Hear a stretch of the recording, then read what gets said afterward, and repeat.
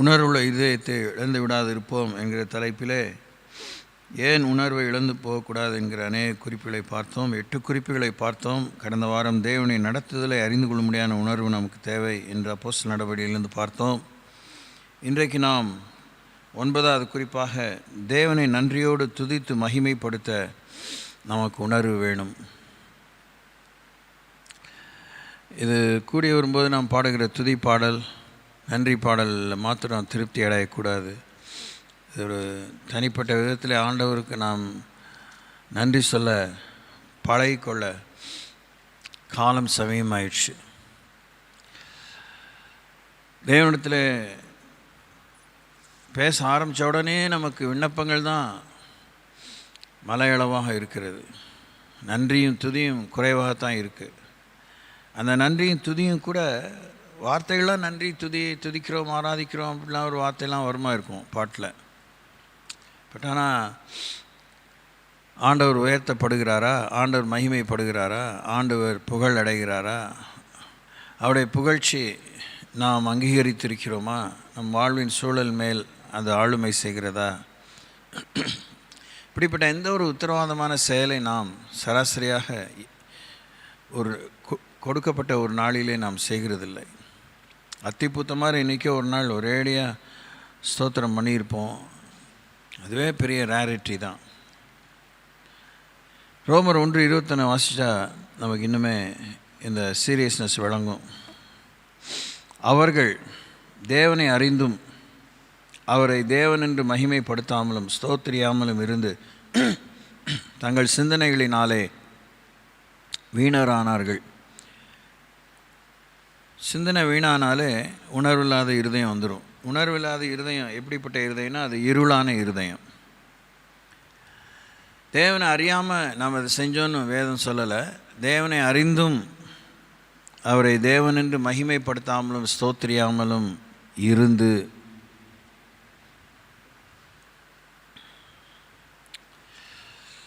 இதுக்கு நான் அடுக்கடுக்காக நான் அநேக உதாரணங்களை சொல்லணுங்கிற நிர்பந்தம் இல்லைன்னு நான் நினைக்கிறேன். நாம் ஜென்ரலாகவே எவ்வளோ நன்றி உள்ளவர்களாக இருக்கிறோங்கிறது பெரிய ஒரு கேள்விக்குரிய விஷயமாக தான் இருக்குது. எல்லாம் கொடுத்து வச்சது போல், கடமைப்பட்டவர்களை போல் அப்படி நினைக்கிறோம். வாழ்க்கையில் எல்லா சூழலும் எடுத்துக்கிட்டாலே டெய்லி நன்றி சொல்ல வேண்டியிருக்கு. அம்மா அப்பா இல்லாமல் பிறக்கிறவங்க எத்தனையோ பேர் இருக்கிறாங்க. பிறந்து தூக்கி எறியப்படுகிறவங்க இருக்கிறாங்க. பெண் பிள்ளைகளாம் பிறந்த உடனேயே சொல்லனா துயரக்குள்ளாகிறத பார்க்குறோம். ஊனமுற்று பிறந்து விட்டால் சொல்கிறதுக்கே ஒன்றும் இல்லை. அப்போ அந்த ஃப்ரம் த பர்த் ஸ்டேஜில் இருந்து ஈவன் கன்செப்ஷனில் இருந்து அவுட் ஆஃப் வெட்லாக் திருமணமாக பிறக்கிற பிள்ளைகளை அவங்க கருவளிக்கிறாங்க. திருமணமானவங்க கூட அது சௌரியம் இல்லைன்னு நினச்சி கருச்சிதை பண்ணுறாங்க. எவ்வளோ ஸ்டேஜஸ், எவ்வளோ விதமான சூழல்கள், அதையெல்லாம் நம்ம தாண்டி பாதுகாக்கப்பட்டு ஒரு குடும்பத்தில் ஸ்தாபிக்கப்பட்டு ஒரு தகப்பன் தாயோடு பிள்ளைகளாக பெண் பிள்ளையாவோ ஆண் பிள்ளையாவோ வளர்ப்பிக்கப்பட்டிருக்கிறோம். நமக்கு நிர்கதியாகவோ நிராதரவாகவோ தேவன் நம்மை விடாமல் வேண்டிய அளவுக்கான பிச்சை எடுக்க போகாமல் நமக்கு ஒரு வாடகை வீட்டில் இருந்து வளர்க்கப்பட்ட பேசிக் எஜுகேஷன் கிடைக்க தேவன் பாராட்டின இதெல்லாம் நம்ம யோசித்து பார்க்கணும். ஏன் அப்படின்னா இன்றைக்கி தான் அந்த இஸ்ரேலி நியூஸ் அனுதினம் ஒரு முறையாக நான் பார்ப்பேன், இவ்வளோ காலையிலையோ ராத்திரியோ, அந்த காசா பகுதியில் இருக்கிறதான பிள்ளைகளுடைய நிலைமை. பொது அறிவிலே பார்த்தா அவங்க எவ்வளோ கஷ்டப்படுறாங்க. பாலஸ்தீனியன்ஸ் ஒவ்வொரு நாட்டிலையும் சொந்த நாட்டு மக்களே சொந்த நாட்டுக்குள்ளாகவே அகதிகளாக இருக்கிறாங்க, அடிமைகளாக இருக்கிறாங்க. எல்லா இஸ்லாமிய நாடுகளிலும் இப்படி தான் நடக்குது. பொருளாதார நலிவடைந்தவர்களை இஸ்லாமியர்கள் மிகவும் கேவலமாக நடத்துகிறார்கள்.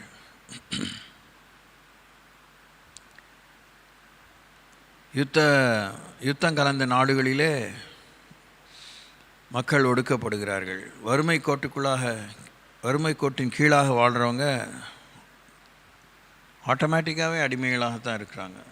தே எக்கனாமிக் ஸ்லேவ்ஸ், பொருளாதார அடிமைகள், கலாச்சார அடிமைகள், மத அடிமைகள், ஜாதி அடிமைகள், மொழி அடிமைகள். சீனா, அந்த ஃபார் ஈஸ்டர்ன் நேஷன்ஸ், தூர கிழக்கு நாடுகள் எல்லாமே சஃபரிங் லைக் எனிதிங். உலகத்துக்கு ஓயாமல் மீடியா மூலமாக காண்பிக்கிற காரியங்களெல்லாம் அந்த கேபிட்டல் சிட்டிஸ், ரொம்ப பிரபலமாக வர்த்தகத்தில் மும்முரமாக இருக்கக்கூடியதான அப்படி வர்த்தக நகரங்களை அவங்க படம் பிடிச்சு காமிக்கிறாங்க. உண்மையாக ஒரு தேசத்தினுடைய முகத்தை உலகத்துக்கு மக்கள் காண்பிக்கிறதில்லை.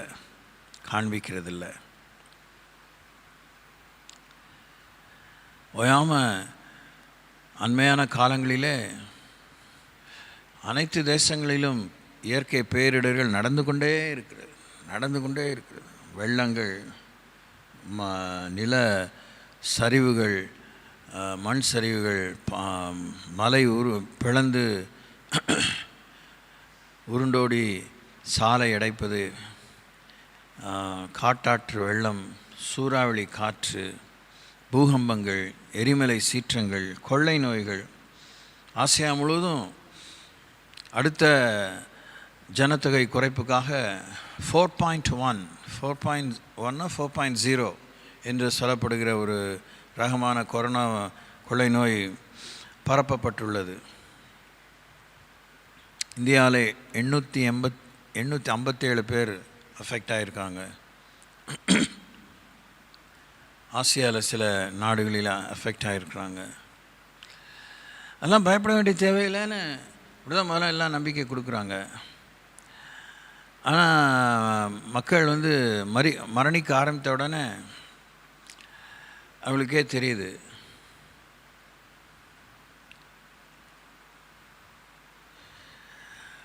இதெல்லாம் பட்டியலிட்டு சொல்லி தான் நமக்கு சூடு சொரணம் வரணும்னா மேபி அப்படி செஞ்சால் தான் ஒருவேளை நம்ம நல்ல புத்தி வரும், நன்றியுள்ள இருதயம் இருக்கும். இல்லைன்னா நமக்கு அந்த ஆன்மீக பொது அறிவிலே ஆண்டவராக இயேசு நற்செய்தி நூலிலே அந்த இறுதி அதிகாரங்களெல்லாம் வாசித்தா வருகையின் அடையாளங்களை பற்றிய விஷயங்களை ஆண்டவர் சொல்லியிருக்கிறார். 2 தீமோத்தேயு 3ஆம் அதிகாரத்தை வாசிக்கணும். ஸோ இதெல்லாம் தலையோங்கி நிற்கிறது. ஹை இன்டென்சிட்டியில் நடக்குது. இங்கே கொஞ்சம் அங்கே கொஞ்சம் நடந்ததெல்லாம் ஒரு காலம். இப்போல்லாம் எல்லா பக்கமே நடக்கிறது. இன கலவரங்கள், மக்கள் பொருளாதாரத்துக்காக, வயிற்று பிழப்புக்காக கொலை செய்யும் துணிகிறாங்க, திருட துணிகிறாங்க, வழிபறி கொள்ளை நடக்கிறது, மனித நேயமற்று நடந்து கொள்கிறாங்க. வழக்கமாக ஆனிமல் கிங்டம், மிருக உலகத்தை பற்றி நம்ம பொது அறிவில் படித்தா அது பசிக்கும்போது தான் வேட்டையாடும். இந்த கார்னிவோரஸ் அனிமல்ஸ், சாக பட்சினிலாம் பசி அகோரமாக இருக்கும்போது தான் வேட்டையாட போகும். சும்மா காட்டில் ஒரு நாள் முழுசும் வராது போகிறதெல்லாம் போட்டு அடித்து நொறுக்கி சாகடிச்சிட்டே இருக்கிறது இல்லை. சிங்கம், புலி, கரடி அப்படிப்பட்டதான இந்த மாம்சம் திங்காமல், மாம்சம்தான் அதுக்கு உணவு, வேறு அது காய்கறி சாப்பிடாது. It won't take any vegetarian. ஆனால் அது அப்படி செய்கிறதில்ல. ஆனால் இப்போ ஆஃப் லேட் லேவியராகமம் 26ஆம் அதிகாரத்தில் வாசிக்கிறது போல் அக்கிரமம் பெருத்ததுனால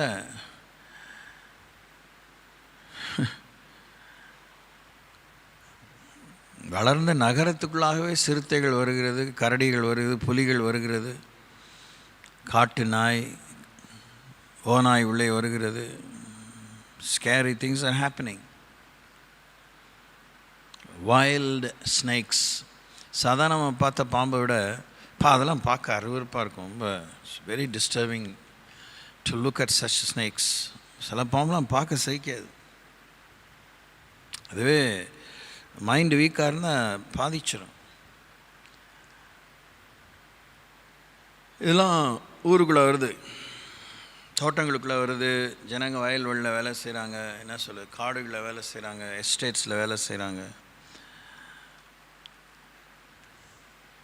ஒன்று நமக்கு ஏற்படுகிற பாதிப்பின் மூலமாக தேவன் நமக்கு தந்த பாதுகாவலை நினைத்து ஆண்டவருக்கு நன்றி சொல்லணும். இல்லை மனித நேயம் உள்ளவர்களாக நன்றி உணர்வோடு கூட ஏற்கனவே நமக்கு செய்திருக்க நன்மைகளை நினச்சி நன்றியாக வாழணும். நன்றிங்கிற வார்த்தை மாத்திரம் இல்லாமல் அந்த நன்றியாக இருக்கக்கூடிய சில மறு உத்தரோடு நம்ம வாழணும்.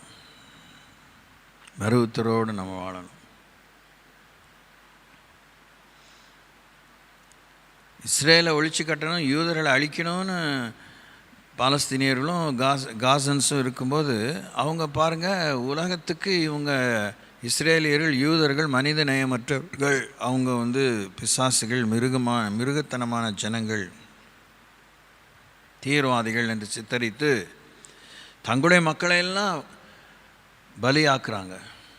ஹியூமன் ஷீல்டை ஹாஸ்பிட்டல்ஸில் பொதுவான இடங்களெல்லாம் மக்களை கொண்டு போய், பெண்களை கொண்டு போய், சிறு பிள்ளைகளை கொண்டு போய் வைக்கிறாங்க. அவர்கள் மத்தியிலே தான் கூட்டமாக 50, 100, 200, 10 இப்படின்னு பயங்கர அச்சுறுத்தலான வெடிமருந்துகளோடு கூடிய தீவிரவாதிகளை அங்கே தான் குடிய வைக்கிறாங்க. அப்போ சேட்டலைட்லேருந்து பார்த்தாலும் அது சாதாரண ஒரு வீடாவோ ஒரு கடத்தெருவாவோ தெரியுது. ஆனால் இத்தனை காலமாக அவர்களை அப்படியே அவங்க கண்காணித்து பார்த்தா அப்படிப்பட்ட இடத்துலேருந்து தான் தாக்குதல் வந்து கொண்டே இருக்கிறது. ஏதோ தாக்குதல் நடத்தணும் அப்படிங்கிறதான மிலிட்டரி ஜோன்லாம் எல்லா நாட்டிலையும் இருக்குது. இதெல்லாம் இன்டர்நேஷ்னல் லா. அப்படிப்பட்ட இடங்களை அவங்க வச்சுக்கிறது இல்லை. பெரிய பெரிய வர்த்தக கட்டடங்களில் பிஜின் ஹோல்ஸ் மாதிரி இந்த புறாலாம் போய் தங்கும் பார்த்திங்களா, அதோட கொஞ்சம் பெரிய சைஸில் அந்த மிசைல்ஸ் ஏவுகணைகள்லாம் அங்கே தான் பதுக்கி வச்சுருக்காங்க. அந்த லான்ச்சோட ஏதோ இடத்துலேருந்து ரிமோட்டில் அவங்க ஆப்ரேட் பண்ணால் அங்கேருந்து சல்லுன்னு போகுது. என்னடா அது ஒரு யுத்த களத்திலேருந்து அங்கே தானே வரணும்னு யோசித்து பார்த்துட்டு மக்கள் குடியிருக்கிற இடத்துல ராக்கெட்ஸ் போயிட்டே இருக்குது. அந்த ஹோல் ஆஃப் மிடில் ஈஸ்டே அப்படி தான் இருக்குது. துல்க பசங்க முழுசுமே அந்த கோவர்ட் ஆப்ரேஷன்ஸ் தான் நடக்குது. இதுக்கு ஏன் சொல்கிறேன் நான், அந்த மாதிரி இடத்துல மக்கள் பாதுகாக்கப்படுறாங்க. அந்த மாதிரி நமக்கு நடக்கலை.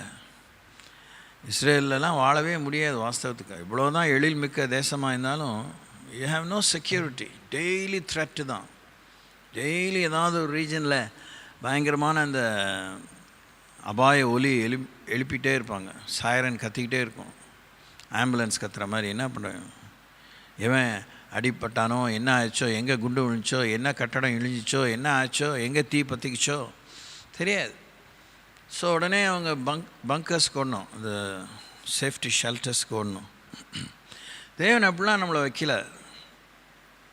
நாம் நன்றி சொல்லணும், நன்றியாக வாழணும், நம்முடைய பாதுகாப்பை காத்துக்கணும். இது இன்னும் ரொம்ப முக்கியமான விஷயம்.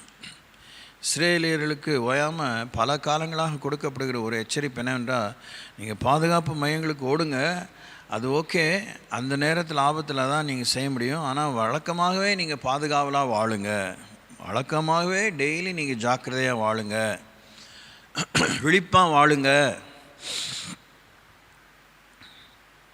எங்கெல்லாம் சென்சிட்டிவ் ஏரியா நாங்கள் அந்த மாதிரி டேப்லாம் கட்டியிருப்பாங்க, அந்த மாதிரி இடத்துக்குலாம் போகாதீங்க, அங்கே என்ன தான் இருக்குது போய் பார்ப்போம் அப்படின்னு செய்யாதீங்க அப்படின்னு தான் சொல்கிறாங்க. ஏன்னா எதுக்காக இவ்வளோ நான் உங்களுக்கு சொல்கிறேன், அவர்கள் தேவனை அறிந்தும், அறிவில்லாதவங்க, உணர்வு இல்லாதவங்க, புரிதல் இல்லாதவங்க, இன்ஃபர்மேஷனே கிடைக்காதவங்க, நன்றியாக இல்லை, நன்றி சொல்லணும்னு தெரியல, என்ன நன்றியாக இருக்குன்னு எனக்கு புரியல அப்படின்னு சொல்கிறவங்கள பற்றி கடவுள் இங்கே கேட்கல. அவர்கள் தேவனை அறிந்தும் அவரை தேவன் என்றும் கர்த்தர் என்றும் சோத்திரியாமலும் மகிமைப்படுத்தாமலும் இருந்து தங்கள் சிந்தனைகளிலே வீணரானார்கள். உணர்வில்லாத அவருடைய இருதயம் இருள் அடைந்தது. நம்ம ஸ்கேன் பண்ண முடியாத அளவுக்கு இந்த ஒழுங்கினம், இந்த மீறுதல், இந்த தவறு அநேக ஆசீர்வாதங்களை நமக்கு தடை பண்ணுகிறது, தாமதம் பண்ணுகிறது. சமீபத்தில் பலமாக இது நான் உணர்த்தப்பட்டேன். அன்றைக்கி ஒரு நாள் சொன்னேனே, ஒரு 24 மணி நேரம் அப்படியே அடித்து போட்ட மாதிரி விழுந்து கிடந்தேன்.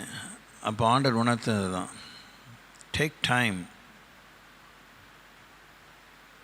ப்ரிசைஸ்லி, குறிப்பாக கூர்மையாக நேரம் எடுத்து என்னை நீ துதி, எனக்கு நன்றி சொல்லு, என்னை குறித்து பாடு. இப்போ நான் அது நடந்து it's going to be more than 10 days or so. வெக்கமும் துக்கமாக இருக்குது. ஒன்றும் செய்யாமல் இல்லை, ஆனால் எனக்கே தெரியுது நான் இன்னும் பற்றாக்குறையில் இருக்கேன். ஆனால் இந்த 10 நாள் சொன்னதுலேருந்து நான் ஆண்டவரை துதிக்க நிறுத்தலை. 10 அது சரியில்லை, டயர்ட்னஸ்ன்னு உட்காந்துடுறேன், இல்லை மறதின்னு உட்காந்துடுறேன். ஏதாவது குத்தமாயிருமோ அப்படிங்கிறதுக்காக ஸ்தோத்தரிப்பது எப்படி, நான் ருசித்து ஸ்தோத்தரிப்பது எப்படி, நன்றி சொல்கிறது எப்படி, எதுக்காக திருப்பி அதை நான் சொல்கிறேன்னா, அறிந்தும், அதுக்காக தான் இவ்வளோ வலியுறுத்தல். எனக்கு திரும்பி இன்ஸ்ட்ரக்ஷன் கொடுத்தும் இப்போ என்ன, குடிமொழி போனால் தான் என்ன, what is it to me, அவர் பார்த்துக்குவார். அவரை துதிக்கணும், அவர் எதிர்பார்த்து நான் என்னை செய்யும்போது, ஐயோ அது அப்படியே ஆயிருமா, இது இப்படி ஆயிருமா, எங்கே ஆயிருமா, அதெல்லாம் என் கவலையாக இருக்கவே கூடாது. அதெல்லாம் இருந்தாலும் இல்லாட்டினாலும் அவர் தான் கடவுள், அதெல்லாம் இருந்தாலும் இல்லாட்டினாலும் அவர் தான் எனக்கு வாழ்வு, அதெல்லாம் இருந்தாலும் இல்லாட்டினாலும் அவர் தான் எனக்கு பாதுகாவல். இப்படிலாம் நிறைய விஷயங்கள் பொது அறிவிலே இருக்கே. இதுக்கு தனிப்பட்ட வேத அறிவு தான் வேணுங்கிற தலையெழுத்து இல்லை.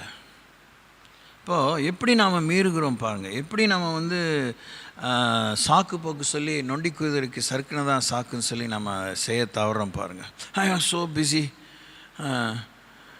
அப்படின்னு இல்லைனா ஏதாவது ஒன்று கம்பேர் பண்ணிவிட்டு, ஆமாம் அதுக்கெலாம் ரொம்ப நாள் காத்திருந்தேன், ஒன்றுமே நடக்கலை, இதுக்கெலாம் ஒன்றும் இல்லை. Independent of all our feelings, independent of all our needs, independent of all our trials and temptations, God expects us to be thankful. நமக்கு ஏற்படுகிற சோதனைகள், துக்கங்கள், தோல்விகள், நெருக்கங்கள், தேவைகள், அவசியங்கள், பரீட்சைகள், அதையெல்லாம் சாராமல் அவர் தேவன், அவர் தான் தேவன், அவர் தான் நமது ஆண்டவர், அவர் தான் நமது சிருஷ்டிகர், அவர் நமக்கு நல்லவர், என்னென்றைக்கும் நல்லவர், எப்பொழுதும் நல்லவர், மாறாதவர் என்பதனால் அவரை நாம் துதிக்கணும்னு தேவன் எதிர்பார்க்குறாரு. வேதத்தில் எழுதியிருக்கிறாரு, அதை வலியுறுத்துகிறார். தான் நேசிக்கிறவர்களுக்கு இல்லை, தான் எதிர்பார்க்குற இடத்துலேருந்து எதிர்பார்க்கிறார். அதை நேசிக்கிறாருலாம் சொன்னால் கூட, ஐயோ அப்புறம் ஆண்டவர் ஓர வஞ்சனை இருக்கா, அதெல்லாம் சொல்கிறதுக்கெலாம் எனக்கு சரியாக 100% ஞானம் கிடையாது. ஆனால் ஆண்டவர் யார்கிட்ட எதிர்பார்க்குறாரோ அது எதிர்பார்க்குறாரு, அதிலலாம் மாற்றுக்கிறதுக்கு இடமே கிடையாது. உடனே என்கிட்ட அவர் எதிர்பார்க்கல நீங்கள் சொல்ல முடியாது. அதுக்கு தான் ரோமர் 1:21. ஆனால் தேவன் நேரடியாகவே ரோமர் 1:21 எழுதாட்டினாலும் நம்மக்கிட்ட எதிர்பார்த்தா நம்ம அதை செய்யணும், அதை நன்றி உள்ளவர்களாக இருக்கணும். அதை செய்யாமல் போகும்போது என்ன ஆஃப்டர் எஃபெக்ட், இப்போ என்ன ஆகிடும், உணர்வுலாம் போயிடும், இருதயம் உணர்வுலாம் போயிடும். ஒரே நாளில் கூட ஆகலாம், ஒரு சில காலத்துக்குள்ளே ஆகலாம். இருதயம் இருள் அடைந்துடும். இருதயம் இருள் அடைகிறதுனா என்ன அர்த்தம், கடவுளுடைய வார்த்தையிலேருந்து வரக்கூடிய அந்த பாதைக்கு தீவும், கால்களுக்கு தீவும், பாதைக்கு வெளிச்சம் உண்டாகாது. நடந்துக்கிட்டே இருப்போம், இருட்டில் நடந்துகிட்டு இருப்போம், முள்ளு மேல் நடப்போம், அதில் நடப்போம், இதில் நடப்போம். Over a period of time we will be so callous. இதயம் கடினமாயிரும், ஜடமாயிரும். அப்போது தொடர்ந்து அதில் என்ன வாசிக்கிறோம், அந்த வசனம் முடியல. அவர்கள் தேவனை அறிந்தும் அவரை தேவன் என்று மகிமைப்படுத்தாமலும் ஸ்தோத்திரியாமலும் இருந்து தங்கள் சிந்தனைகளினாலே வீணரானார்கள். உணர்வில்லாத அவருடைய இருதயம் இருளடைந்தது. அவர்கள் தங்களை ஞானி என்று சொல்லியும் பைத்தியக்காரராகி அழிவில்லாத தேவனுடைய மகிமையை அழிவுள்ள மனுஷர்கள், பறவைகள், மிருகங்கள், ஊரும் பிராணிகள் ஆகிய இவைகளுடைய ரூபங்களுக்கு ஒப்பாக மாற்றினார்கள். இது நிமித்தம், அப்படி மாற்றினது நிமித்தம் அவர்கள் தங்கள் இருதயத்திலுள்ள இச்சைகளினாலே ஒருவரோட ஒருவர் தங்கள் சரீரங்களை அவமானப்படுத்தத்தக்கதாக தேவன் அவர்களை அசுத்தத்துக்கு ஒப்பு கொடுத்தார். ஒப்பு கொடுத்தார்னா கொண்டு போய் கொடுக்கறதில்ல, விட்டுறார், கை கழுவுறார். ரொம்ப டேஞ்சரஸான ஸ்கிரிப்சர்ஸ், ட்ரிக்கி, ஸ்லிப்பரி கிரவுண்ட், சறுக்கலான பாதை. விளையாட்டுத்தனமாக தான் தெரியும் இது. அதுதான் விளையாட்டு வினையான்னு தமிழில் சொல்லுவாங்களே, அது மாதிரி தான் ஏராளமான வினைகள், தீவினைகள், நல்வினை கூட இல்லை, தீவினைகள்.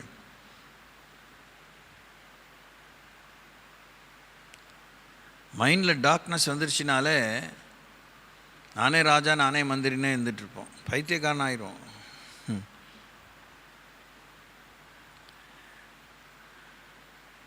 விக்கிரக ஆராதனைன்னு ஒரு பொம்மையை வச்சு கும்பிடுறதாக நீங்கள் அது மாத்திரமே நினச்சிட்டு நான் ரொம்ப நல்லவன் நினச்சிட்டு இருக்காதீங்க. எத்தனையோ விஷயத்தை நம்ம விக்கிரகமாக்குறோம். கடவுளுடைய எண்ணத்தை, கடவுளுடைய முக்கியத்துவத்தை, கடவுள் நம்முடைய மையமாக இருக்கக்கூடிய விஷயத்தை நகர்த்துகிற எல்லாமே, இல்லை அதை தடுக்கிற எல்லாமே, அதுக்கு இடையிலே நமக்கும் கர்த்தருக்கும் இடையில் வர எல்லாமே விக்கிரகம் தான். It's serious. Yes it is.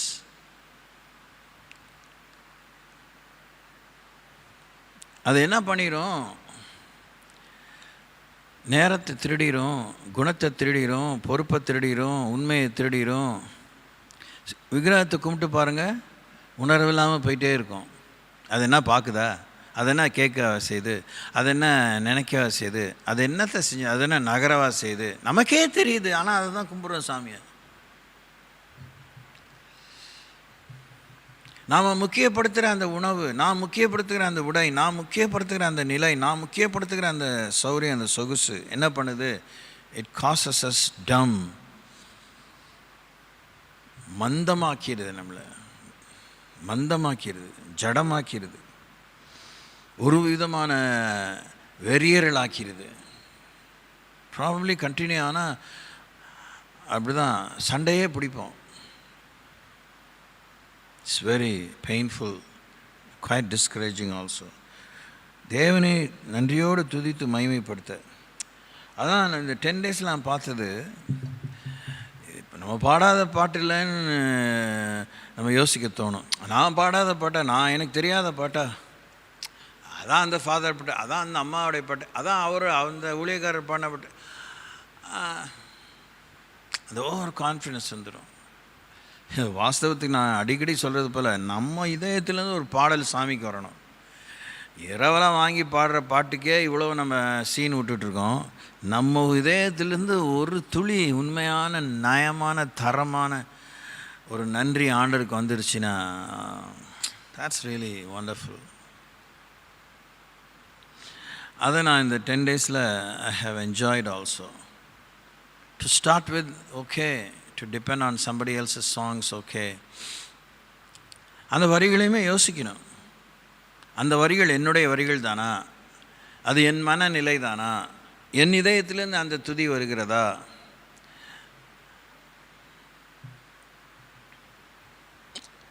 அப்படி நம்ம உயிர் துணரணும். சும்மா டேப் ரெக்கார்டர் மாதிரி அது வாழ்க்கை பாடிட்டு இருக்கு, நம்ம இங்கே பேசிகிட்டு இருப்போம், வேலையில் இருப்போம். அது மாதிரி அது பேர் துதி இல்லை. அதில் நம்முடைய ஆவி அதில் லைட் இல்லை. என்னென்னோ காது வேணால் கேட்கலாம், sound and music and all those things. ஒரு பாட்டை பாடிட்டு 10 பாட்டு பாடிடணும், 1000 சோத்திர பலி பண்ணிடணும் எப்படியாவது. அது மாதிரி உட்காந்து செய்கிறது பெரிய குற்றம் அப்படின்னா, எனக்கு அது குற்றம் இல்லைன்னு சொல்கிறத விட 10 ஸ்தோத்திர பலி பண்ணாலும் அதில் பலி ஆகிறோமா, நம்முடைய ஸ்தோத்திரம் ஆண்டவருக்கு பலியாக கொடுக்கப்படுகிறதா, ஸ்தோத்திரமே பண்ண முடியாமல் கேள்வி கேட்கக்கூடிய சூழலில் ஆண்டவருக்கு நன்றி சொல்கிறோமா? அது கிடக்குது ஆண்டவரே நீங்கள் நல்லவர், அது கிடக்குது ஆண்டவரே, அவன் கிடக்குற ஆண்டவரே இது நல்லது அப்படின்னு நம்மளால் யோசிக்க முடியுதா? நீங்கள் எப்படி, நான் உங்கள் பிள்ளையாக இருந்தால் என்னை எப்படி நீங்கள் இப்படி நடத்தலாம், எப்படி நீங்கள் இதை அனுமதிக்கலாம், எப்படி நீங்கள் இன்னும் கேட்காம இருக்கலாம், எப்படி இவ்வளோ நீங்கள் தாமதம் பண்ணலாம், இப்படியே கேள்வி கேட்டிருந்தா தட்ஸ் ஸ்பிரிட் ஆஃப் டவுட். கர்த்தரை சந்தேகிக்கிறோம், கர்த்தருடைய அன்பை சந்தேகிக்கிறோம், உண்மையை சந்தேகிக்கிறோம், அவருடைய நீதியை சந்தேகிக்கிறோம், அவருடைய நிர்வாகத்தை சந்தேகிக்கிறோம். உங்களால் உங்களுக்கு என்ன சரியாக நடத்த தெரியல அப்படிங்கிறத சொல்லாமல் தான் சொல்கிறோம். உங்களுக்கு என்ன மதிக்க தெரியல அப்படிலாம் சொல்கிறோம். வாய் பிறப்பாக சொல்லாட்டினாலும் அவர் ஆட்டிடியூட் இஸ் ஸோ அரகண்ட்.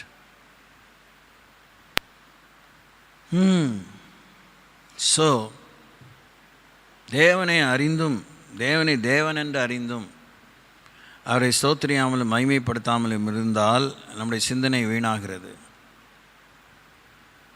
நம்முடைய சிந்தனை வீணாகிறதுங்கிறது எப்படி நீங்கள் எடுத்தோடனே அது இந்த குப்பை மாதிரி இருக்குதுன்னு நினச்சிடக்கூடாது.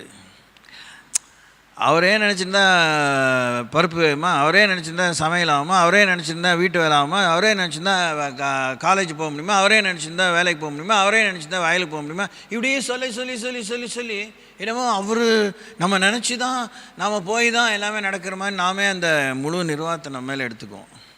இப்போ அவராக கூட வந்துட போகிறாரு, அவராக இதெல்லாம் செய்ய போகிறாரு.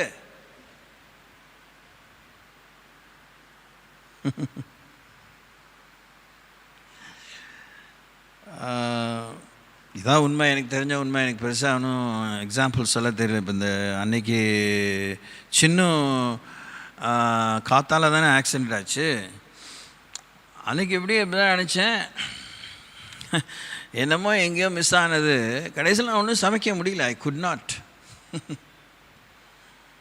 இதுலேயும் புத்தி இல்லை, அங்கே போகிறதா எங்கே போச்சு. அதுக்குள்ளே அவங்க ஆம்புலன்ஸ் இருந்துச்சு, எங்கே கொண்டு போய் ஜிஹெச் கொண்டு போவாங்க, வேறு எங்கெங்கே போகிறதா பெட்டர், அங்கே எல்லா ஃபெசிலிட்டி இருக்குது. முதல்ல அந்த ஃபஸ்ட் எய்டு இதெல்லாம் வாங்கிக்குவாங்க, அதுக்கப்புறம் பின்னாடி யோசிப்போம். டெவலப் ஆனவொன்னே எங்கே போய் இதோட நல்ல சிகிச்சை பெறுமோ அதான் எனக்கு தெரியுது அப்படின்னு சொன்னேன். போனோம் காலையில், அதான் 8 மணிக்கு, அங்கே 7:45 8 மணிக்கு அங்கே இருந்தோம். 11:30 12 மணிக்கு தான் வந்தேன் நான். இதுக்கப்புறம் எங்கே சமைக்கிற மூடு, வேறு என்ன மூடு. ஆக்சுவலாக குளிக்கவே கூட இல்லை. யூஸ்வலாக நான் 8:30 9க்கு தான் குளிச்சது. ஏன்னா ரொம்ப வேர்க்கிறதுனால கோயிலுக்கோ மற்ற இடத்துக்கு போகும்போது ஃப்ரெஷ்ஷாக போகணுன்னுச்சு. அது வேறு இட் வாஸ் ரியலி அப்செட். அப்போ தான் யோசித்தேன், கர்த்தருக்கு கொடுக்க வேண்டிய நேரத்தை, கர்த்தர் கொடுத்த வேலையை அசதியாக செஞ்சோன்னா எப்படி நம்ம நேரம் திருடப்படுது, எப்படி நம்முடைய நேரம் வேறு பக்கம் போகுது.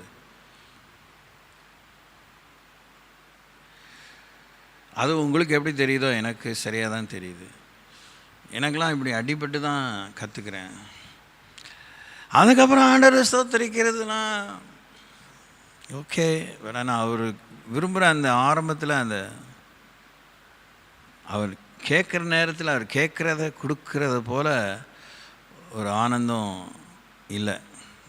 அதான் டிலேட் ஒபீடியன்ஸ் இஸ் டிஸ்ஒபீடியன்ஸ். தாமதமாக கீழ்ப்படுகிறது அது கீழ்ப்படியாமைக்கு தான் சமம்.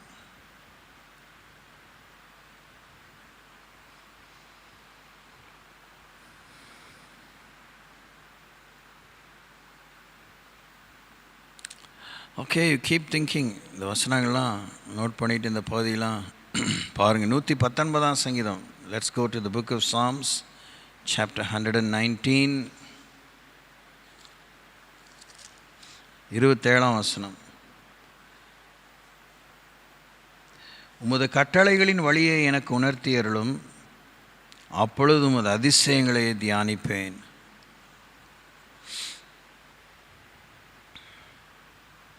அவருடைய அதிசயங்களை தியானிக்க நமக்கு உணர்வு வேணும். உமது கட்டளைகளின் வழிகளை எனக்கு உணர்த்தியருளும், அப்பொழுது உமது அதிசயங்களை தியானிப்பேன். கடவுளுடைய கட்டளை, பிரமாணங்கள், விதிமுறைகள், நெறிமுறைகள், சாலை விதின்னு சொல்கிறோம், மருத்துவ விதிங்கிறோம், சுகாதார விதிங்கிறோம், அது மாதிரி பிரின்சிபல்ஸ்,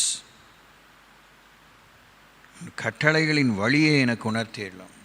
ஒரு நாளை, ஒரு நமக்கு கொடுக்கப்பட்ட ஒரு 24 மணி நேரம் கொண்ட ஒரு நாளை தேவனை எவ்வளவு பாதுகாவலாக நடத்துகிறார், எவ்வளோ உத்தரவாதத்தோடு நடத்துகிறார், எவ்வளோ பொறுப்போடு நடத்துகிறார், எவ்வளவு பிரியத்தோடு நடத்துகிறார், எவ்வளோ கவனமாக நடத்துகிறார், எவ்வளோ ஈடுபாடோடு நடத்துகிறார். ஒரு க்ஷணம் கூட பட்டும் படாமல், தொட்டும் தொடாமல், பார்த்தும் பார்க்காம, கேட்டும் கேட்காம, வேணும் வேணாம் அப்படின்லாம் ஆண்டவர் நம்ம நடத்துறதில்ல. நம்ம ஒருத்தர் தான் எல்லாம் அப்படின்னு நம்மளையே ஆண்டவர் கவனித்து நம்ம வாழ்க்கை நடத்துகிறார்.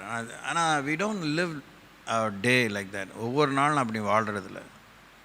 எவ்வளோ எனக்கு வேலை கிடக்குது, 10 வரலுக்கு 10 வேலை இருக்கா, 10,000 வேலை இருக்குது அப்படிலாம் சொல்லிட்டு நம்ம நடந்துட்டுப்போம். கர்த்தருடைய இந்த காவல் அம்சங்கள் கொண்ட விதிமுறைகளாலே, நெறிமுறைகளாலே ஆண்டவர் நம்மை பாதுகாக்கிறார். நம்முடைய ஆத்மாவை பீறி போடுறதுக்கு அட்ரஸே உருவை அழிப்பதற்காகவே சத்துரு கங்கணம் கட்டும்போது தேவன் நம்மை ஆத்மாவை காக்கிறார், நம்முடைய சிந்தையை காக்கிறார், சரீரத்தை காக்கிறார், நம்முடைய புற உறுப்புகளை, உள் உறுப்புகளை காக்கிறார், நம்முடைய ஆவியை காக்கிறார். நம்ம மனசில் கொந்தளிக்கும் போது நாம் இன்னும் பின்மாறாமல் ஆண்டவரை மறுதளிக்காமல் இருக்க அவர் நம்மை தாங்கி பிடிக்கிறார். அது நமக்கு தெரியறதில்ல. நம்ம என்னமோ அச்சீவ் பண்ணிட்டோம்னு நினைக்கிறோம். நம்ம ஸ்தோத்திரத்தால் முடிஞ்சிருச்சு. இல்லை, நம்முடைய ஸ்தோத்திரம் வந்து ரொம்ப கம்மிங்க. ஆக்சுவலாக அது தேவன் தான் முழு உத்தரவாதத்தை எடுத்துக்கொடு. தேவன்தான் முழு உத்தரவாதத்தை எடுத்துக்கொள்கிறார்.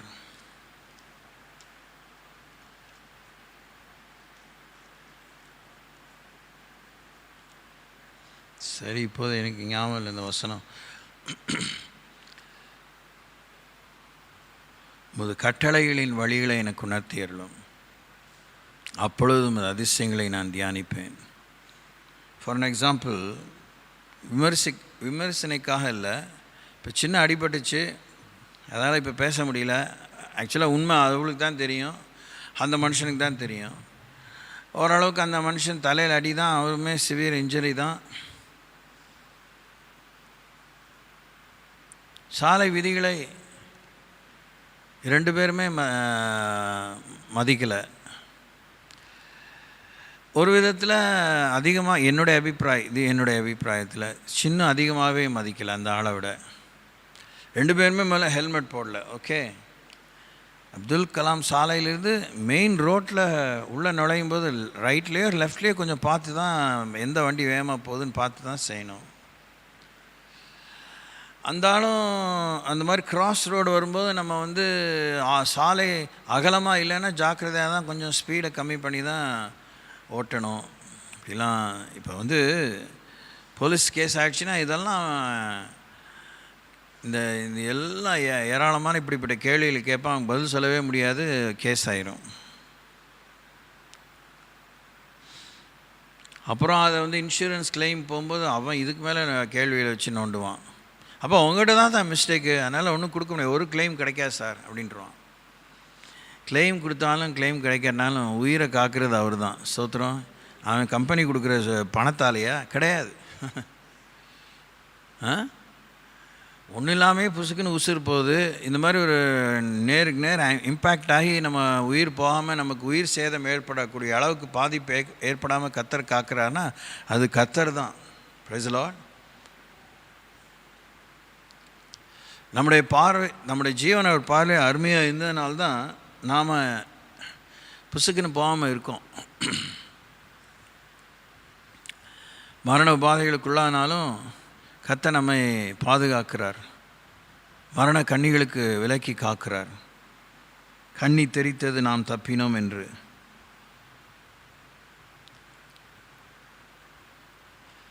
சரி, இது நல்லதுக்கா கெட்டதுக்கா, இது பாவமா புண்ணியமா, அதெல்லாம் இப்போ யோசித்து நம்ம நியாயம் சொல்கிறதுக்கும் அது இல்லை. நம்ம இப்போ அதில் மூலமாக லாக் ஆகிட்டோம்.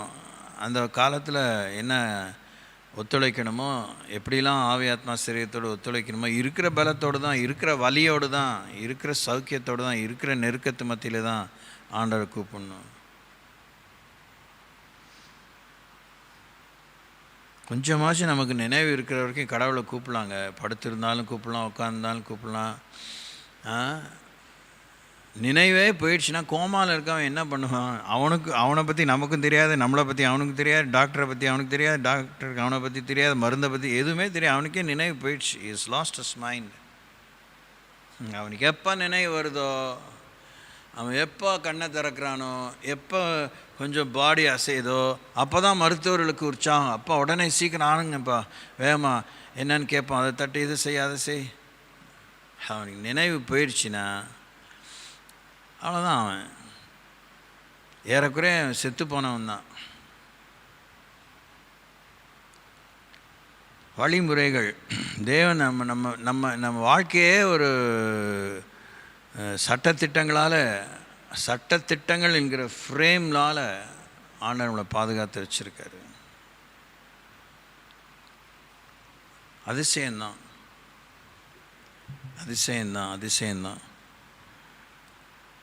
அந்த உதவி கிடைக்குது. யார் மூலமாக செய்கிறாரு? நமக்கு தெரிஞ்சவங்க மூலமாக செய்கிறாரு, முடிஞ்சவங்க மூலமாக செய்கிறாரு. ஸோ கோவிந்தராஜ் வந்து அன்றைக்கி சொல்லலைன்னா இன்றைக்கி நல்ல இந்த ஒரு ட்ரீட்மெண்ட் வந்து கிடைக்கிறது கொஞ்சம் கஷ்டம்தான், தாமதம்தான். கொடுக்க மாட்டாங்கன்னு சொல்ல முடியாது, இழுபறியாக இருக்கும். ஏன்னா அவங்களுக்கு ஒரு கேஸ் இல்லை, 10 கேஸு 1000 கேஸு வந்துக்கிட்டே இருக்கிறாங்க. ஒரு வண்டி வாங்கி நின்றுச்சுன்னா கொஞ்ச நேரம் ஒரு 10 நிமிஷத்தை அடுத்த வண்டி வாங்கின்னு உள்ளே வந்துட்டு ஆம்புலன்ஸ் வரதும் போகிறதுமாகவே இருக்குது. So every day they are seeing so many emergency case. எல்லாருக்கும் அவங்க காரியம் தான் அவசரம்.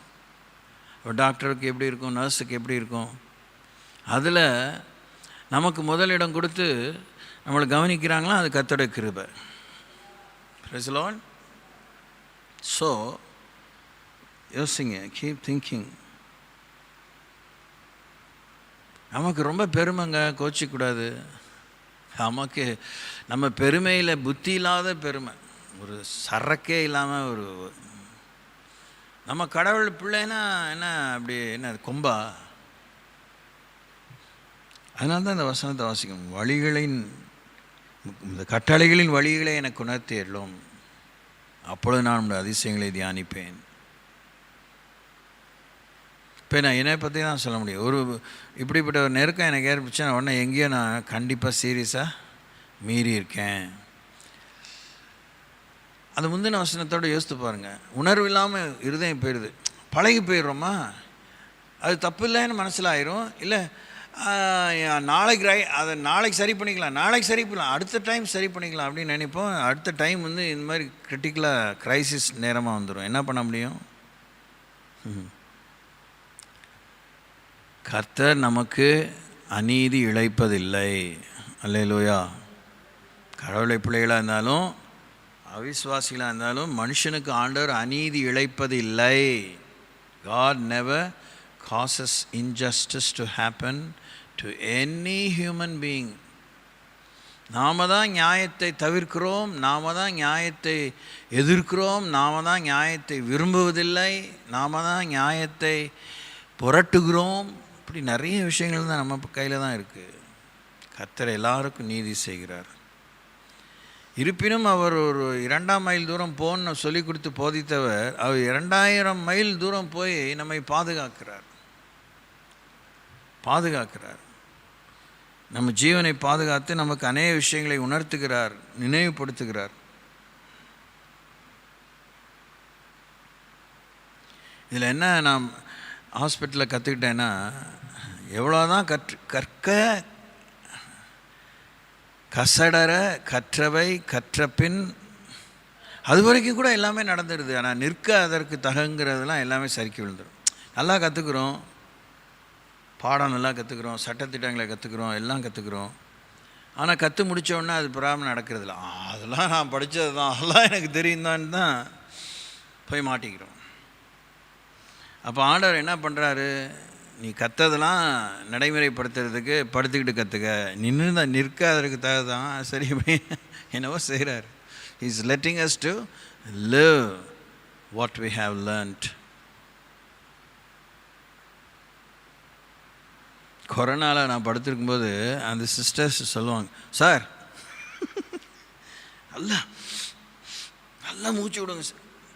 நம்மளே பேசவே முடியல. எப்படிம்மா? நான் மூச்சு விடாதனால தான் நீங்களே எனக்கு ஆக்சிஜன் வச்சுருக்கேன். மூச்சு இல்லை சார், ஆக்சிஜனே நம்பாதீங்க, நாங்கள் கொடுக்குற ஆக்சிஜனே நம்பாதீங்க, நீங்கள் நுரையீரலில் வேலை கொடுங்க, இல்லைன்னா இப்படியே படுத்து கிடப்பீங்க. பச்சையாக சொல்லிட்டாங்க, நீங்கள் முயற்சி பண்ணி தான் ஆகணும்.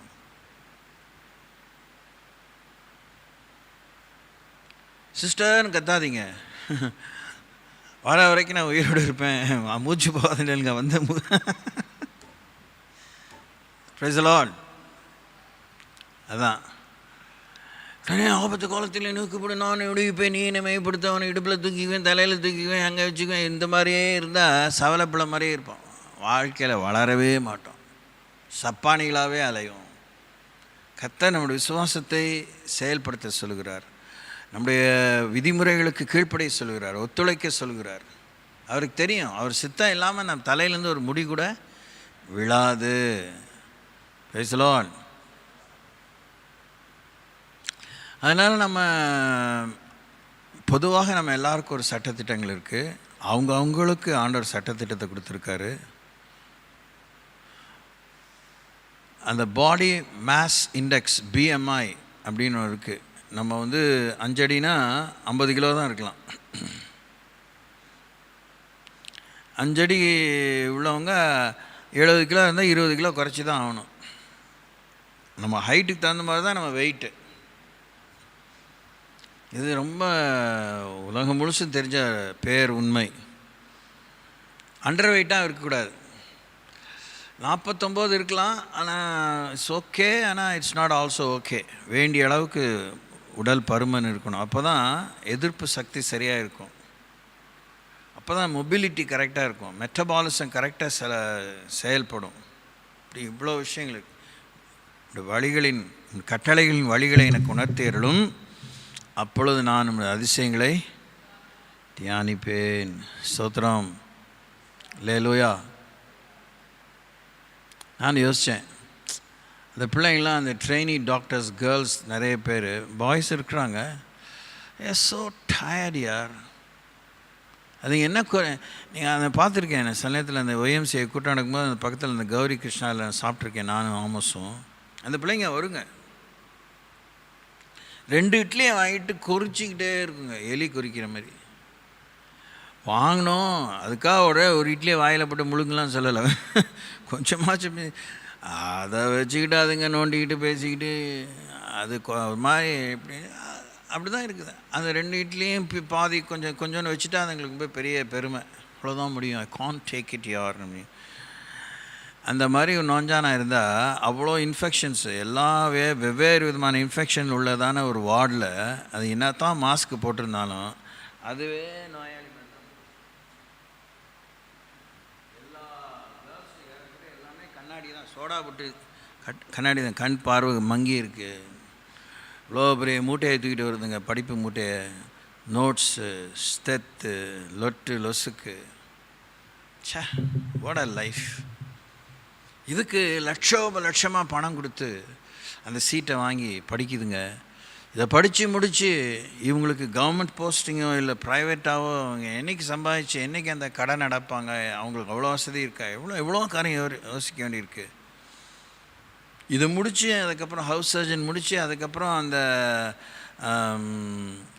சர்டிஃபைட் நம்பர் தருவாங்க, ஒரு registered number.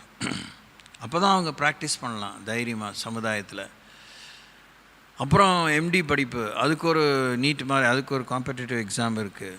My God, they go through lots and lots of stages. நான் ரொம்ப காலமாக பார்க்குறேன், அந்த பெரிய டாக்டர்ஸு, கொஞ்சம் சீனியர் டாக்டர்ஸ்லாம் நம்ம தடபடலாம் பேச முடியாது. இவங்க வருதுங்க பாருங்கள், இந்த ஆண் பிள்ளைங்க பொம்பளைங்க, அந்த பேஷண்ட்டோட அட்டண்டன்லாம் இதுங்களை போட்டு தான் பேசுவீங்க. ஏம்மா பாருமா என்னம்மா பண்ணுது, என்ன சொல்கிறான்னு.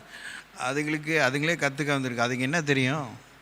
இன்வெஸ்டிகேஷன் பண்ணிவிட்டு பேப்பரில் எழுதிட்டு போக வேண்டியதுதான். கதை சொல்லலை. உடைய கட்டளைகளின் வழிகளை எனக்கு உணர்த்தீர்களும், அப்பொழுது நான் அதிசயங்களை தியானிப்பேன். இந்த பிள்ளைகளும் இத்தனை கேஸு பார்த்து தான் 10லேருந்து 9 போனால் 1, 8லேருந்து 7 போனாலும் 1 தான் அப்படிங்கிற ஒரு முடிவுக்கு வருது. Praise the Lord.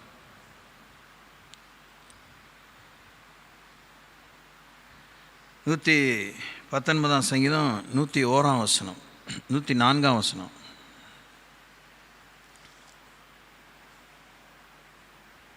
உமது கட்டளைகளால் உணர்வடைந்தேன், ஆதலால் எல்லா பொய் வழிகளையும் வெறுக்கிறேன். நம்ம பொய்யை ஏன் மேற்கொள்ள முடியறதில்ல? ஏன் அந்த பொய்யை பற்றிய ஒரு பெரிய பிரச்சனை நமக்கு இருந்துகிட்டே இருக்குது. சின்ன பொய்யோ பெரிய பொய்யோன்னா, கருப்பு பொய்யோ வெள்ளை பொய்யோ, பச்சை பொய்யோ ஊதா பொய்யோ, பொய் தான். ஓகே, கட்டளை தெரியல. உங்களுடைய கட்டளைகளால் நான் உணர்வடைந்தேன், அதனால் சகல பொய் வழிகளையும் இருக்கிறேன். We don't know what kind of law God has given regarding lies. எல்லா விதமான பொய்களை பற்றி தேவனுடைய பிரமாணங்கள் நமக்கு தெரியல. அதுதான் ஒரு பெரிய உண்மை. 2வது, தெரிஞ்சதை கவனமாக மனசில் வச்சுக்கல. மனசில் இருக்கிறத நினைவுக்கு கொண்டு வந்து நடைமுறைப்படுத்தலை. சமயத்துக்கேற்ற புத்தி வேலை செய்யலை. ஆத்திரம்தான் வேலை செஞ்சிச்சு, மூர்க்கம்தான் வேலை செஞ்சிச்சு, இல்லை அந்த சுயநலம்தான் வேலை செஞ்சிச்சு. அந்த திகில் தான் வேலை செஞ்சிச்சு. ஆபத்துக்கு மோசம் இல்லை அப்படின்னு ஒரு பொய் சொன்னோம்.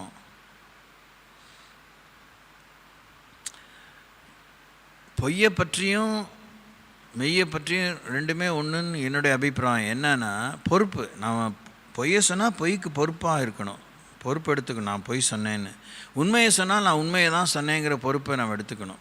ரெண்டுமே எனக்கு தெரிஞ்சதை சொன்னேன், நான் அதுக்கு ஒன்றும் உத்தரவாதி ஆக முடியாதுன்னு நீ வாயை மூடிட்டு இருக்கு. எனக்கு ஒன்றும் தெரியலன்னு பேசாமல் இரு. நீ இன்னும் தெரியலன்னு சொல்லாத, பேசாமல் இரு. நீ பேசாமல் இரு. பேசினா ஒன்று குத்தமாகலாம், பேசினா தவறாகலாம், இல்லை பேசினா முழு சரியான இன்ஃபர்மேஷன் இல்லைன்னா வாயை மூடிட்டுரு. வேடிக்கை பார்த்துட்டே இருக்காது, நவுந்துட்டே இருந்தால் தான் சிக்கல், நோண்டுவாங்க. ஆனாலும் நீங்கள் இருந்தது பதிவில் வந்துருச்சு. இன்றைக்கெலாம் ஒன்றும் அப்படியே தப்பிக்க முடியாது. பதிவில் வந்துருச்சுன்னா சொல்லணும். என்ன பார்த்தீங்க சொல்லுங்கள். நீங்கள் ஒன்றும் புதுசாக கூட்டி குறைச்சலாம் சொல்ல வேணும். என்ன பார்த்தீங்க, பார்த்தீங்களா இல்லையா? இல்லையா, ஆமாம். நான் அங்கே இருக்கவே இல்லைன்னு சொல்லாதீங்க. அதுதான் கேமரா காமிச்சிருது. என்ன பண்ணிகிட்டு இருந்தீங்கன்னு கேமரா காமிக்குது. இல்லை, சும்மா நின்னீங்கனாலும் சும்மா நின்னீங்க காமிக்குது. இல்லை சார், நான் ஒரு சும்மா பார்வையாளராக தான் இருந்தேன், எனக்கே ஒன்றும் தோணலை, என்னடா இப்படி ஆயிடுச்சுன்னு தான் யோசிச்சுருந்தேன். அதான் சொல்லிட வேண்டியதான். ஏதாவது நீங்கள் செஞ்சுருக்கலாமே சார், செஞ்சுருக்கலாம், செய்ய தோணலை சார், செய்யலை, முடிஞ்சிருச்சு. கண்ணே நீ பார்ப்பது என்ன என்ன, காதே நீ கேட்பது என்ன என்ன அப்படின்னு நீதிமொழியில் வாசிக்கலையா? பரலோகத்திற்கு தேவனை அதை பார்க்கலையா? இப்போ நம்ம ரிஸ்க் எடுக்க பயப்படுறோம். ஏதோ சிக்கலை மாட்டிக்கும், வாயை விட்டுட்டு மாட்டிக்கும், எதுக்கு நம்ம இந்த பொல்லாப்பு, எவ்வளோ காரியம் யோசிக்கலாம். நான் இதெல்லாம் சொல்லிக் கொடுத்தா நான் புதுசாக ஒன்றுமே உங்களுக்கு புதுசாக தப்பாக சொல்லிக் கொடுக்குற மாதிரிலாம் இல்லை, உங்களுக்கே ஏராளம் தெரியும். ஏன் சொல்கிறோம், ஏன் சொல்லாமல் இருக்கோம், ஏன் கூட்டி குறைச்சி சொல்கிறோம், ஏன் மறைச்சி சொல்கிறோம், ஏன் திருச்சி சொல்கிறோம், இதெல்லாம் நமக்கு தெரியும். ஒருவேளை ஒரு சம்பவத்தை பற்றிய முழு உண்மை நமக்கு தெரியாட்டினாலும் சம்பவம் நடந்ததுங்கிற உண்மை நமக்கு தெரியும். அது ஏன் நடந்தது, யாருக்காக நடந்தது, யார் மூலமாக நடந்தது, எவ்வளோ நடந்தது, அதெல்லாம் கூட நமக்கு தெரியாட்டினாலும் we know that something has happened. அவ்வளோதான், முடிஞ்சிச்சு.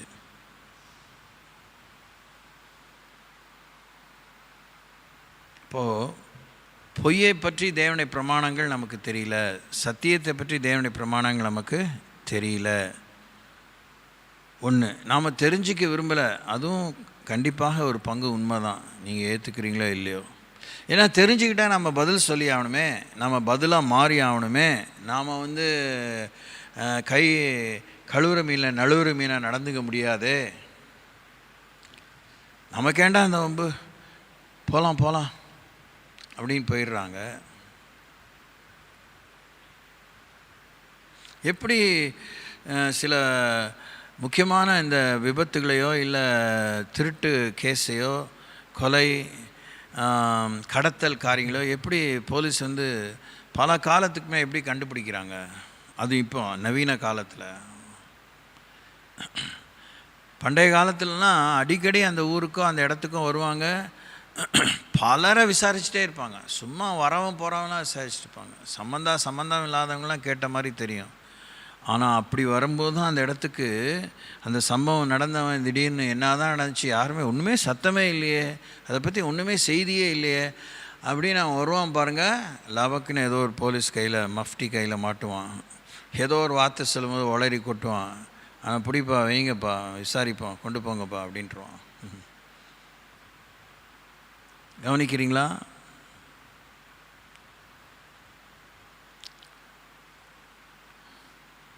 கட்டளைகளால் உணர்வடைந்தேன், அதனால் சகல பொய் வழிகளையும் வெறுக்கிறேன். அப்போது தேவனுடைய கற்பனைகள், பிரமாணங்கள், விதிமுறைகள், நெறிமுறைகள் அது எல்லாமே நமக்கு காவலாக இருக்குது, கண்காணிகளாக இருக்கிறது, மானிட்டர்ஸாக இருக்குது, ஸ்கேனர்ஸாக இருக்குது.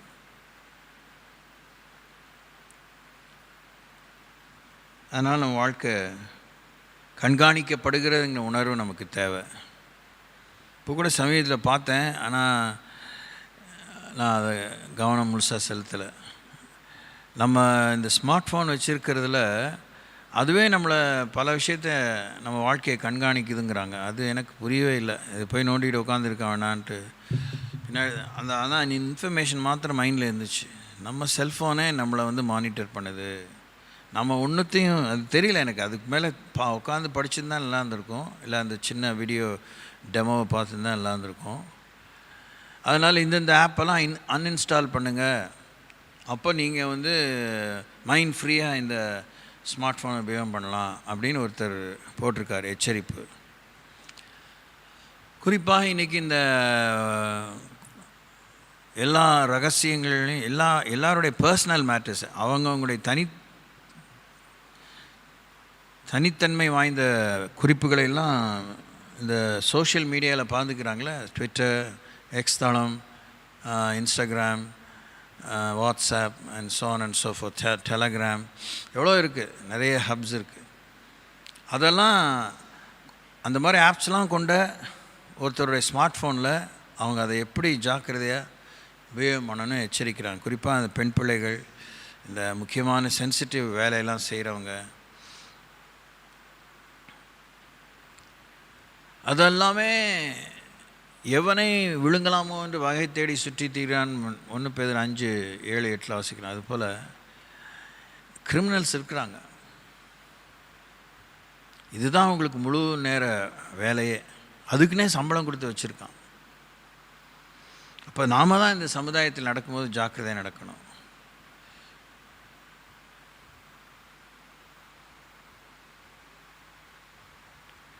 ஓகே, நாம் இன்றைக்கி 2 குறிப்புகளை பார்த்தோம். நன்றியோடு ஆண்டவரை துதித்து மகிமைப்படுத்த உணர்வு நமக்கு தேவை. 3 குறிப்பை பார்த்தோம். தேவனுடைய அதிசயங்களை நாம் தியானிக்க நமக்கு உணர்வு தேவை. 3வது, நாம் பொய் வழிகளை வெறுப்பதற்கு நமக்கு உணர்வு தேவை. அது 3மே 2 விசேஷமாக அவருடைய கட்டளைகளாலே நாம் உணர்வடைகிறோம். கட்டளைகளாலே எச்சரிக்கப்படுகிறோம், போதிக்கப்படுகிறோம், அறிவுறுத்தப்படுகிறோம். இன்னொன்று, நாம் தேவனை அறிந்தும் தெரிஞ்சதை நம்ம செய்யாமல் போகிறதே அது வந்து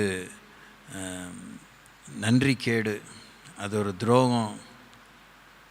எத்தனையோ பேருக்கு படிப்பறிவு இல்லை, பொது அறிவு இல்லை, புத்தி பேதளித்த நிலையில் இருக்கிறவங்க இருக்காங்க, பேதைகளாக நடத்தப்படுறவங்க இருக்காங்க. ஏன்னா அவங்க எப்பயுமே ஒடுக்கப்பட்ட சமுதாயத்திலே வாழ்ந்துருப்பாங்க.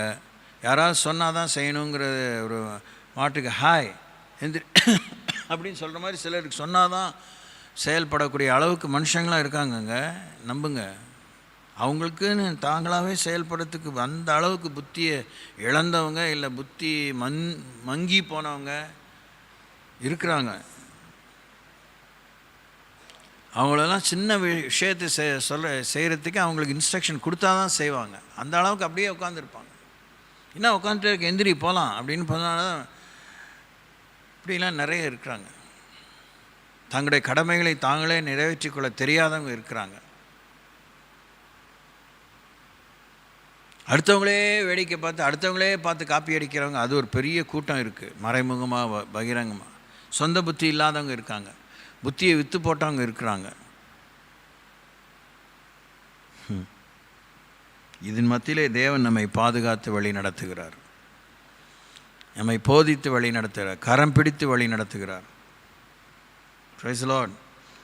அந்த ரோமருக்கு எழுந்த 1:21 அவரை துதித்து மகிமைப்படுத்தன்னு சொன்னேன். அதில் இருள் அடைந்துங்கிறது அதே குறிப்பில் தான் வருது. அவர் ஸ்தோத்திரியாமல் உணர்வில்லாமல் இருந்தால் நம்முடைய இருதயம் இருள் அடைகிறதுன்னு. இருள் அடையாமல் இருக்கிறதுக்கு நம்ம உணர்வாக இருக்கணும். எப்போ நம்ம மைண்டு வந்து இருள் அடையும், அதாவது உணர்வில்லாமல் போகும், ஜடமாகும், மந்த புத்தினாலே நிரப்பும், இல்லை அது ஒரு மாதிரி ஒரு துணிகரத்தாலே நிரம்பும், சாத்தானுக்கு அது ஒரு களமாக எப்போ மாறும், எப்போ நம்ம இரையாவோங்கிறது நமக்கு தெரியாமல் போயிடும். ஜாக்கிரதையாக இருந்துகிட்டே இருக்கணும். we need to be so careful. தேவனுடைய வார்த்தையின் மேலே கவனமாக இருந்துகிட்டே இருக்கணும். கர்த்தருடைய வார்த்தையை படிக்கணும், கர்த்தருடைய வார்த்தையை படிக்கணும். பிள்ளைகளுக்கு சொல்லுங்கள், பிள்ளைகளுக்கு சொல்லுங்கள், பிள்ளைகளுக்கு சொல்லுங்கள். இன்றைக்கி வளர்ந்தவன் இன்றைக்கெலாம் இத்தனை வருஷமாக இருக்கிறேன்னு சொல்கிறவங்க வாழ்க்கையே ஒரே போராட்டமாக இருக்குது, மலையேற அனுபவமாக இருக்குது. நம்ம பிள்ளைகள்லாம் எல்லாமே நாங்களும் கஷ்டப்பட்டோம், அதெல்லாம் கஷ்டப்படாமல் இருக்கட்டுன்னே வளர்க்குறோம். பாருங்கள், பெரிய துரோகம் பண்ணுறோம் நம்ம சந்ததிக்கு. அவங்க கர்த்தருடைய வழிகளை உணரணும், கர்த்தருடைய சிட்சைகளை அவங்க அறியணும், கர்த்தருடைய சீர்திருத்தத்தை அறியணும், கர்த்தருடைய நீதியை அறியணும், கர்த்தருடைய கோபத்தை அறியணும், கர்த்தருடைய அன்பை அறியணும், இரக்கத்தை அறியணும், பொறுமையை அறியணும். புத்தி சொல்கிற மாத்திரம் தான் நம்ம கிளம்புறோம். நம்ம புத்தியை நடக்கணும். கேட்பாங்க, பயங்கரமான கேள்விலாம் பிள்ளைகள் கேட்குறாங்க. ஏன்னா அவங்க குதர்க்கமான காரியங்களை தான் அவங்க படிப்பின் மூலமாக, மீடியா மூலமாக அதிகமாக கேள்விப்படுறாங்க, பார்க்க நேரிடுது. அதனால் அவங்க நேர்மறையான கேள்வி கேட்டே அவங்களுக்கு பழக்கம் இல்லை. எல்லாமே குறுக்கு, அந்த ஒரு மாதிரி குறுக்கு புத்தியோடு தான் கேட்குறாங்க, ஹிடன் அஜெண்டாவோடு தான் கேட்குறாங்க. என்னப்பா தெரிஞ்சுக்க விரும்புகிறேன்னா, இல்லை நீங்கள் சொல்லுங்கள், இதுக்கு இந்த கேள்விக்கு பதில் சொல்லுங்கள் அப்படின்னு. கேள்விக்கு பதில் சொல்லியிருக்கிற உனக்கு என்ன வேணும், உனக்கு என்ன தெரிஞ்சுக்கிறேன்னா, அந்த அளவுக்கு அவங்க ஹோம்ஒர்க் பண்ணல, தெளிவில்லை. ஏன்னா அவங்க என்ன தெரிஞ்சுக்க விரும்புகிறாங்கன்னு சொல்கிற உண்மையை சொல்லிட்டாலே சிக்கல். அப்பா இதெல்லாம் உனக்கு தேவையில்லாது, இதெல்லாம் தேவை, இப்படி இது உனக்கு தேவையில்லை அப்படின்னு இல்லாமல் சொல்லுவோமா, அது பிடிக்காது அவங்களுக்கு. ஸ்தோத்திரிப்போம், கண்களை மூடுவோம். ஆண்டவரே, உணர்வுள்ள இருதயம் தாங்க, உணர்வுள்ள இருதயம் தாங்க, உணர்வுள்ள இருதயம் தாங்க.